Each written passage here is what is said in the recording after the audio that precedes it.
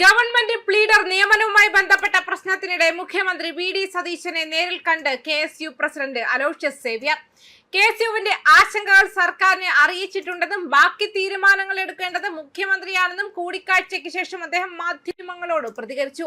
മുഖ്യമന്ത്രിയും കോൺഗ്രസിലെ മുഴുവൻ മന്ത്രിമാരും കെ.എസ്.യുവിലൂടെ കടന്നു വന്നവരാണ്. ഒരിക്കൽ കെ.എസ്.യു. പ്രവർത്തകരാകുന്നവർ ജീവിതകാലം മുഴുവനും ആ പ്രവർത്തനം തുടരുമെന്നതാണ് യാഥാർത്ഥ്യം. ഇത് ഞങ്ങളുടെ സർക്കാരാണ്, ഞങ്ങളുടെ മുഖ്യമന്ത്രിയാണ്. സർക്കാരിന്റെ ഭാഗത്തു നിന്ന് കെ.എസ്.യുവിന്റെ മുഴുവൻ സ്പിരിറ്റും ഉൾക്കൊണ്ടുകൊണ്ട് ഒരു തീരുമാനമുണ്ടാകുമെന്നാണ് പ്രതീക്ഷയെന്നും അലോഷ്യസ് പറഞ്ഞു. കഴിഞ്ഞ ദിവസങ്ങളിലെല്ലാം സമൂഹ മാധ്യമങ്ങളിൽ ഈ വിഷയത്തിന്റെ മെറിറ്റുകളെ കുറിച്ചല്ല ചർച്ച നടന്നതെന്ന കാര്യം സങ്കടകരമാണ്. പകരം കോൺഗ്രസിനുള്ളിലെ രാഷ്ട്രീയ പോരായാണ് ചിത്രീകരിച്ചത്.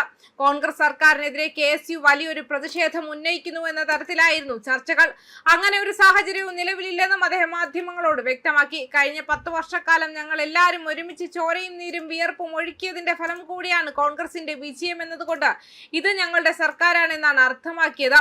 കോൺഗ്രസ് സർക്കാരിനെ ദുർബലപ്പെടുത്തുക എന്ന തലത്തിലേക്ക് പല രീതിയിലും സമൂഹ മാധ്യമങ്ങളിൽ നടക്കുന്ന പ്രചരണങ്ങളെല്ലാം മുഖമില്ലാത്ത ആക്ഷേപങ്ങളാണെന്നും അദ്ദേഹം കൂട്ടിച്ചേർത്തു.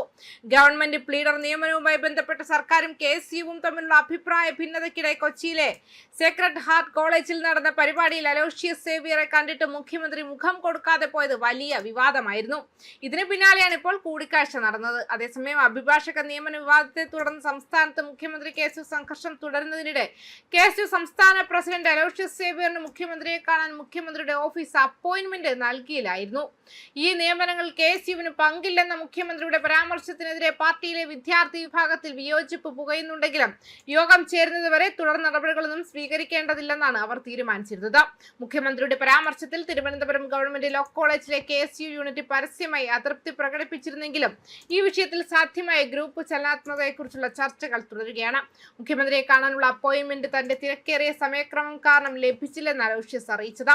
ബുധനാഴ്ച ഞാൻ മുഖ്യമന്ത്രിയെ കാണാൻ ശ്രമിച്ചു, പക്ഷേ അദ്ദേഹത്തിന്റെ തിരക്കേറിയ സമയക്രമം കാരണം അപ്പോയിന്റ്മെന്റ് ക്രമീകരിക്കാൻ കഴിയില്ലെന്ന് എന്നെ അറിയിച്ചു. എന്നിരുന്നാലും ഔപചാരികമായ ഒരു അപ്പോയിന്റ്മെന്റ് നേടാൻ ഞാൻ ശ്രമിക്കുന്നുവെന്നും അലോഷ്യസ് വ്യക്തമാക്കിയിരുന്നു. മുഖ്യമന്ത്രിക്കെതിരെ തുറന്ന യുദ്ധത്തിന് വിദ്യാർത്ഥി വിഭാഗം പോകുന്നില്ലെന്ന് പറഞ്ഞ government law college Thiruvananthapuram KSU. Unit president Karthik Rajendran മുഖ്യമന്ത്രിയുടെ പരാമർശങ്ങൾ പ്രവർത്തകരുടെ മനോവീര്യം കെടുത്തിയെന്നും വ്യക്തമാക്കിയിരുന്നു. ന്യൂസ് ഡെസ്ക് കർമ്മ ന്യൂസ്.